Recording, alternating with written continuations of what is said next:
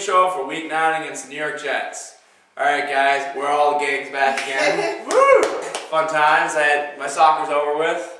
And now it's time for the Bills. Alright, top story. Jets are 3-0 on the road. We're 4-0 at home.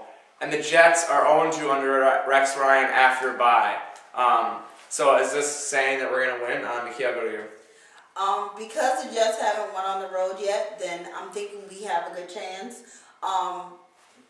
It's a division game. It's going to be a good game. It's going to be intense. But I think because they haven't won on the road, and it's after a bye week, it seems like everything is going against them. All right, well, you're preparing for a bye, so why do you think, Randy, why do you think that they have done so badly under after byes?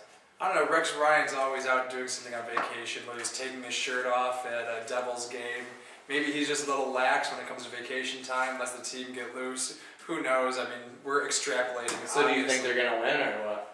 I think the Bills are going to win, but I wouldn't guarantee this victory by any stretch of the imagination. The Jets are a good team. Mark Sanchez is hit and miss, as we all know.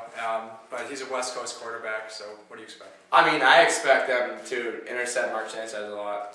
The last time, I forget, was it last time or the time before that, they just completely destroyed him with interceptions. That's what our defense has done this year, and I'm expecting them to do it again with this raucous crowd at home, and just overall, like, our defense being, stepping up last week. I think they're going to be good this week. All right, so let's do the breakdown. Impact of former players, Brad Jones, Aaron Maven, Jim Leonard, all former Bills, and all having success in New York. So, Nakia, what do you think is going to happen with that? It'll be interesting to see Aaron Maven, especially since he was pretty much called one of the biggest first round busts from that draft year, because he didn't do anything. He got all this money and he barely played here in Buffalo. So to see him doing well, it kind of makes you think, one, do we need to spend more time with our first round draft picks, or two, was he just didn't want to be here so he didn't play? Yeah, I agree. What do you think, just shortly? Maybe he was friends with Marshawn Lynch and had a bad idea in town. I don't know. It just never seemed like he wanted to succeed here, and he's in the big lights in New York City and performing better. Who knows? All right, so let's just talk a little bit about Spencer Johnson replacing Sean Merriman.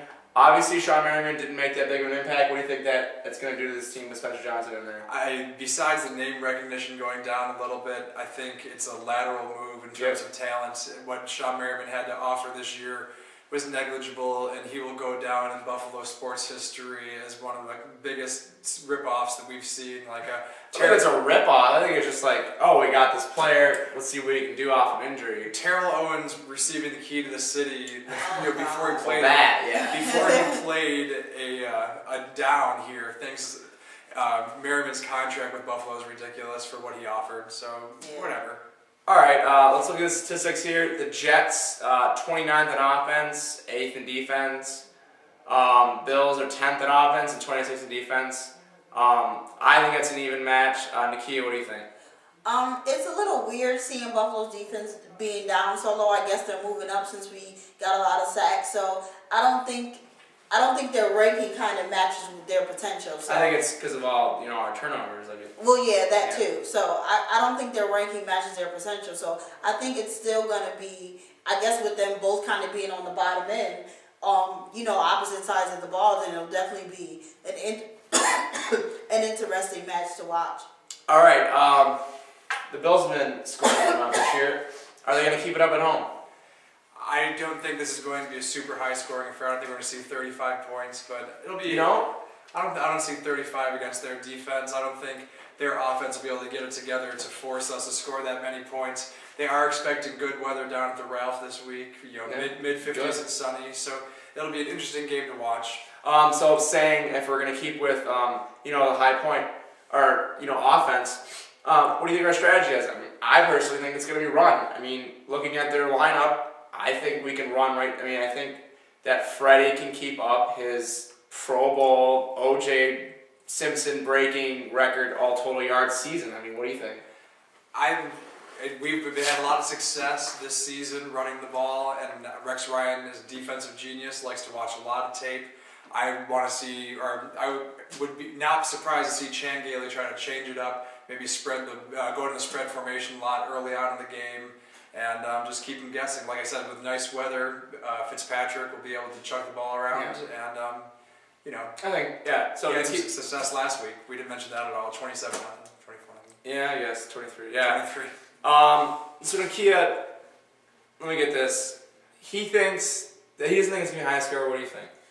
I don't think it's gonna be a high scoring game either. I think they're gonna run more. I don't think they're gonna test Revis too much. They might go at him once or twice just to see if they get lucky. Then they'll keep at it. But I think our best shot is to keep running the ball. Eventually, he'll get to Cromartie and Revis, and he'll get stops. But I think he might gain a lot of yards, but I don't see a lot of scoring. All right. Now it's time for just a little thing Randy's gonna do. Just going to tell you, since the Bills are finally maybe in the playoff picture, we'll see what happens down the road here. But we'll see. So why don't you tell us who we root for is next coming week? This is one responsibility I did not expect to have at all at the beginning of the season. Look at this. We're talking about how the matchups go throughout the entire NFL and what the Bills need to do to squeak into the playoffs. I mean, it's been 12 bad years, and coming to an end, you almost miss it. So what we have to look at is the fact that we are in the same division as the New England Patriots. So in a way, we almost have to shoot for second place and hope that the wild card picture works out in our favor. So even though Miami is playing Kansas City and Miami's in our division, they're not going to come back and pass us by. Kansas City is a wild card contender. We need them to lose some games. So Miami, let's buck up. Cleveland versus Houston. Cleveland's not hunting us down in the wild card picture. Houston could be an issue further down the road.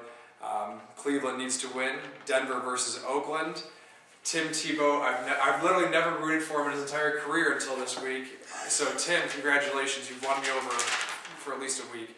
Don't disappoint. Green Bay versus San Diego. Green Bay looks like they're playing in a different league than the rest of us.